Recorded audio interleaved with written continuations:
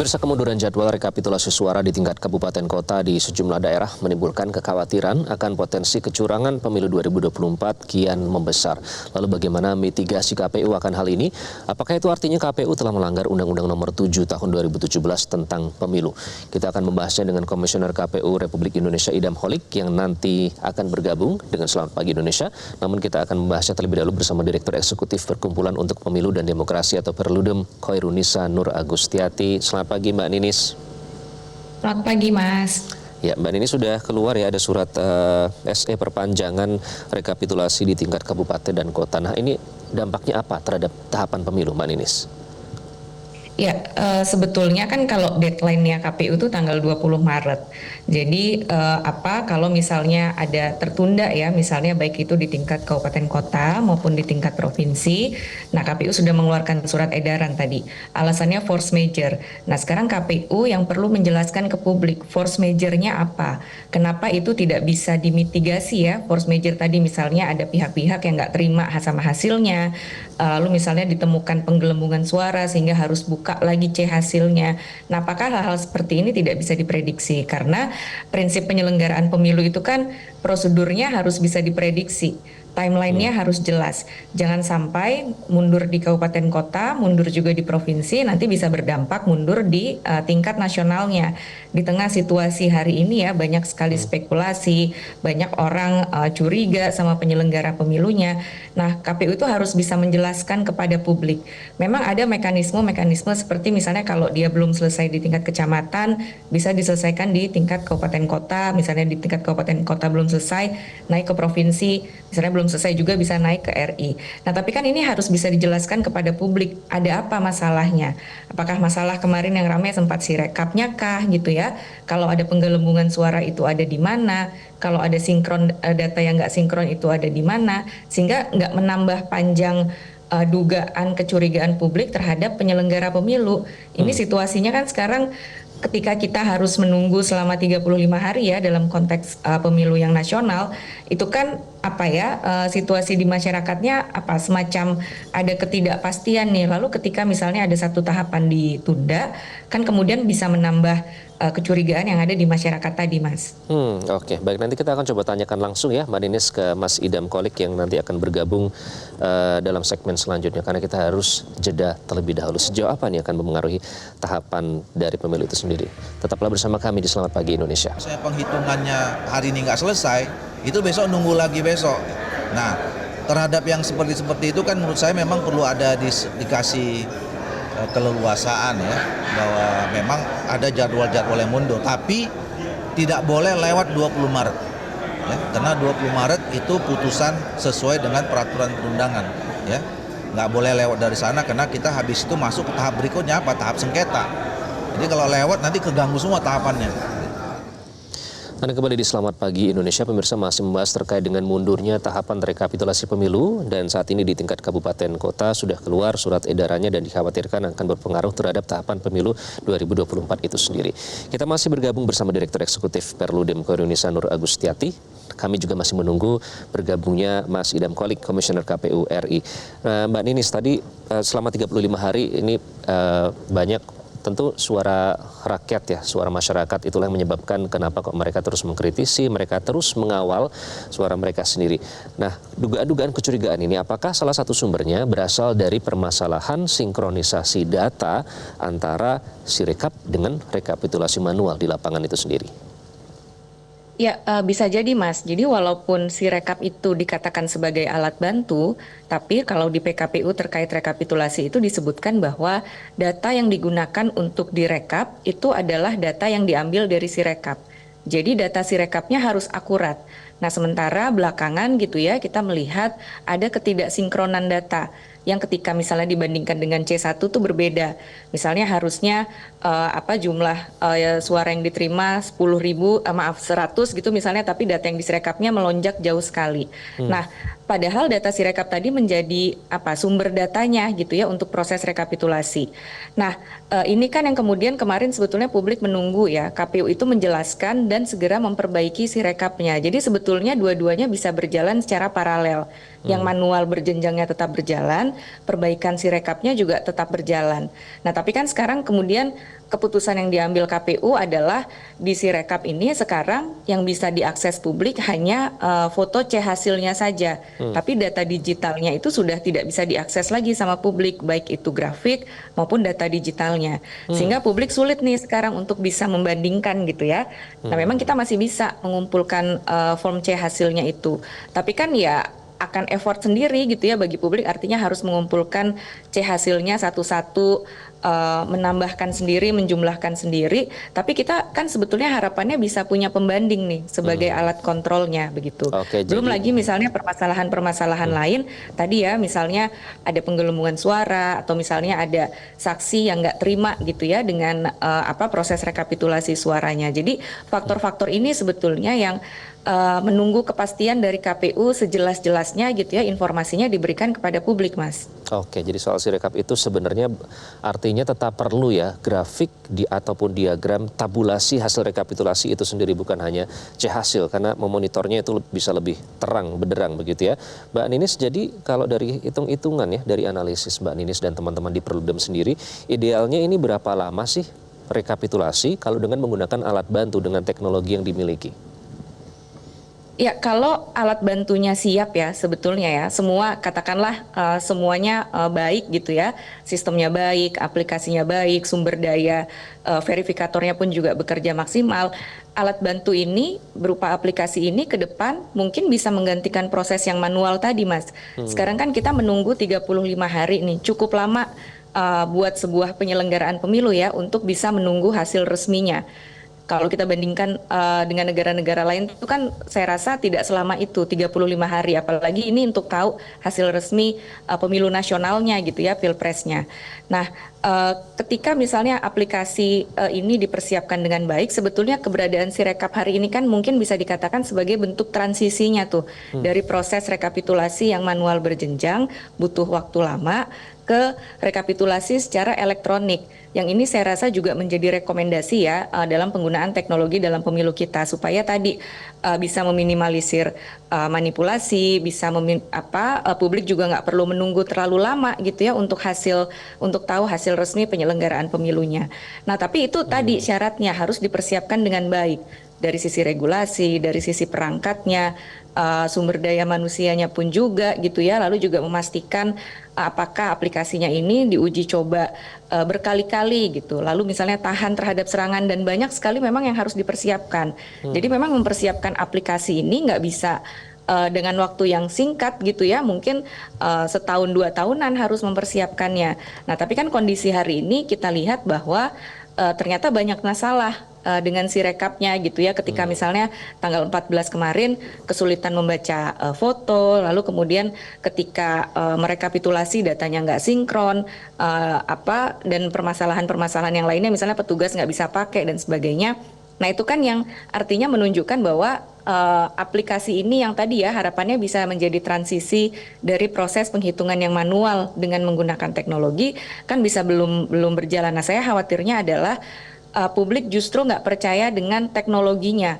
Lalu ke depan ketika misalnya kita mau ada inovasi lagi terkait dengan penggunaan teknologi dalam pemilu, malah khawatirnya nanti malah ditolak gitu ya, karena dalam praktiknya hari ini itu menemukan beberapa macam kendala gitu. Oke, Mbak Ninis, tadi Anda juga menyebut mengutip dari teman-teman KPU ya, juga menyatakan ada kendala yang dialami oleh teman-teman PPK di lapangan. Salah satunya ada force major misalnya. Kemudian ada dugaan penggelembungan suara dan saksi yang tidak terima. Nah, hal-hal seperti ini, resiko-resiko yang terjadi di lapangan seperti ini sebenarnya apakah memang sudah terjadi di pemilu-pemilu sebelumnya atau baru terjadi di pemilu kali ini? Kok kesannya mungkin ini jadi lebih lama rekapitulasinya, terutama di tingkat kabupaten kota, Mbak Ninis? Ya, di pemilu sebelumnya saya rasa juga pernah terjadi gitu ya. Jadi selesainya lebih panjang daripada waktu yang sudah ditentukan. Nah, ini kan tadi terjadinya sebetulnya kan karena bisa jadi dari tingkat TPS-nya gitu ya, ketika menghitung ada tidak kesinkron gitu ya. Jadi sampai level atasnya tuh juga nggak sinkron. Nah, hal-hal semacam ini kan sebetulnya bisa dihindari kalau pencatatannya tuh bisa dilakukan secara akurat gitu ya, secara tepat. Nah, memang ini harus harus dimundur dari jauh nih, misalnya pengiriman logistiknya, surat suaranya tepat atau tidak gitu ya, pendataan data pemilihnya tepat atau tidak, sama nggak dengan surat suara yang dikirimkan. Kalau dari awal ini semuanya akurat, tentu prosesnya bisa berjalan lebih lancar. Nah, tapi kan yang terjadi di lapangan adalah banyak ketidaksinkronan itu terjadi, Mas. Jadi misalnya pengguna hak pilihnya yang lebih banyak gitu ya, karena ada pemilih tambahan, ada pemilih khusus. Lalu misalnya juga penghitungannya nggak sinkron antara saksi dengan petugasnya gitu ya. Lalu misalnya bisa jadi ada partai politik yang misalnya saat di kecamatan dia nggak punya saksi, tapi saksinya baru hadir di kabupaten kota, sehingga dia nggak ngikutin prosesnya, ya itu bisa juga terjadi gitu. Nah, ini kan yang sebetulnya perlu dijelaskan, dan juga sebetulnya peran dari pengawas pemilunya itu sendiri gitu ya, ketika misalnya terjadi misalnya datanya selisih. Nah, apakah itu diselesaikan juga oleh pengawas pemilu di tingkatan-tingkatan tadi? Kan sebetulnya pengawas pemilu istilahnya bisa melakukan penyelesaian di level-level ini secara cepat gitu ya. Mungkin istilahnya persidangan secara cepat. Apa yang dilakukan kalau misalnya ada selisih data? Nah, itu dilakukan atau tidak? Nah, kalau tidak kan semuanya jadi terakumulasi gitu. Bisa jadi misalnya petugas di tingkat kecamatan misalnya sudah mentok nih, merasa ya sudahlah nanti di kabupaten kota aja diselesaikannya. Nah, tapi kan kalau begini nanti malah di ujung gitu ya, sampai di nasionalnya datanya nggak ketemu nih, nggak sinkron. Nah, ini yang kalau kemudian KPU mengatakan ada force majornya tuh apa gitu ya, sehingga tidak bisa diselesaikan di tingkatan tadi tuh, mulai dari kecamatan, kabupaten kota, provinsi. Oke, malah seperti bola salju ya, nanti kalau semakin tinggi tingkatannya atau ujung-ujungnya untuk menyelesaikan harus kembali lagi sampai ke tingkat TPS atau kecamatan. Nah, apakah dan khawatirnya malah ini, Mas, ketika misalnya KPU-nya di tingkat KPU misalnya juga nggak selesai, orang ya sudahlah nanti dibawa saja ke MK, lalu bolanya nanti kemudian pindahnya ke Mahkamah Konstitusi gitu. Oke. Nah, itu seharusnya bisa dimitigasi, bisa diantisipasi, Mbak Nunis. Ya, saya rasa bisa gitu ya. Kalau misalnya ya tadi ya, misalnya datanya nggak sinkron gitu ya, kan ini kan namanya kan penghitungannya manual dan berjenjang dari TPS, kecamatan, kabupaten kota, provinsi, dan nasional gitu ya. Misalnya di TPS sudah selesai penghitungan kan dibawa ke kecamatan. Nah, di kecamatan kan dihitung nih, misalnya ada nggak sinkron, kan dia tentu dia di kecamatan kan lebih dekat dengan petugas KPPS-nya, bisa menelpon gitu ya, bisa dipanggil lagi. Ini kenapa nggak sinkron gitu ya? Apakah dihitung ulang gitu? Nah, itu harus dipastikan selesai sebetulnya di situ, sehingga ketika misalnya naik ke kabupaten kota juga bisa sudah selesai gitu ya, tinggal direkap saja. Lalu naik ke provinsi, naik ke RI gitu. Nah, ini kan yang harusnya bisa diantisipasi. Tentu mungkin ada gitu ya kemungkinan misalnya saksi yang tidak mau tanda tangan. Nah, saksi yang tidak terima gitu ya, misalnya dengan hasil penghitungan di level-level tadi. Kan di dalam proses rekapitulasi ini ada yang namanya berita acara khusus gitu ya. Jadi misalnya ada saksi yang nggak mau tanda tangan, ya disampaikan di berita acara ini permasalahannya apa gitu ya, kenapa tidak mau tanda tangan. Dijelaskan misalnya datanya berbeda nih, data yang direkap di kabupaten kota berapa, data saksinya berapa. Nah, ini yang dicatatkan gitu ya, keberatan-keberatan ini yang dicatatkan. Lalu kemudian ada pengawas pemilu di situ yang juga sebetulnya bisa punya peran untuk menyelesaikan masalah-masalah di level setiap tingkatan tadi. Okay. Nah, kalau ini dibiarkan ya tadi khawatirnya efek bola salju tadi itu, Mas. Mbak Ninis, tadi Anda juga menyatakan soal seharusnya KPU bisa menjawab terkait dengan pernyataan apa force major-nya, apa kendala yang dihadapi di lapangan. Nah, masalah komunikasi ini cukup menarik, Mbak Ninis, karena beberapa kali kita juga ngobrol sama Mas Idam, kan Mas Idam menyatakan bahwa komunikasi terus kita perbaiki, dan juga memang secara reguler, secara rutin dari pihak KPU sudah mengadakan konferensi pers menjawab pertanyaan wartawan. Namun tampaknya publik tidak cukup terpuaskan dengan konferensi pers, poin-poin yang disampaikan dalam konferensi pers tersebut. Apa yang terjadi di balik ketidakpercayaan kepada KPU ini, Mbak Ninis?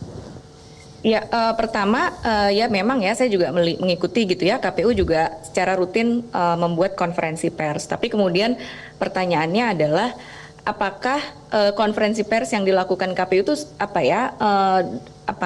bisa dijangkau banyak pihak gitu loh. Jangan-jangan yang ngikutin konferensi pers ya pihak-pihak yang punya concern saja gitu ya. Sementara di masyarakat umum mungkin nggak terlalu mengakses itu. Nah sekarang kan permasalahannya di situ Mas. Mungkin bukan informasinya yang tidak ada gitu ya. Misalnya tadi penjelasan KPU-nya soal kenapa ini ditunda bukan tidak ada. Tadi sudah disampaikan misalnya ada force majeure, tapi menurut saya harus dijelaskan juga kenapa force majeure-nya. Nah artinya kan informasinya ada. Nah tapi apakah informasi yang ada ini itu tersampaikan kepada publik atau ada gap sehingga publik merasa nggak sampai ini informasinya, karena di tengah situasi hari ini tadi ya penuh kecurigaan, penuh spekulasi, semua kan sekarang ini semua tertujunya kepada KPU-nya gitu ya. Semua memperhatikan kerja-kerja KPU-nya. Jadi ketika misalnya KPU-nya misalnya kemarin soal Sirekap, sekarang soal penundaan, belum lagi ditambah kalau kita ke belakang lagi ya proses-proses penyelenggaraan pemilunya yang juga saya rasa banyak narasi-narasi soal independensi dan lain sebagainya. Kalau ini terakumulasi kecurigaan-kecurigaan publik kan khawatirnya legitimasi hasilnya nanti yang dipertanyakan. Pemilu kan bukan cuma bicara soal hasil, tapi bicara juga soal proses penyelenggaraan pemilunya gitu ya.